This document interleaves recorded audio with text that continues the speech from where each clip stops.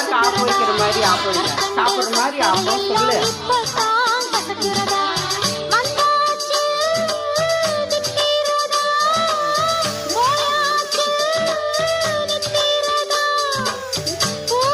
இப்பதான் புதுசா ஆப்பம் வயசு நான் இப்பதான் புதுசா சொன்னேன். இது வரைக்கும் நான் ஆப்பம் சாப்பிட்டதே இல்லை. இல்ல இல்ல இப்பதான்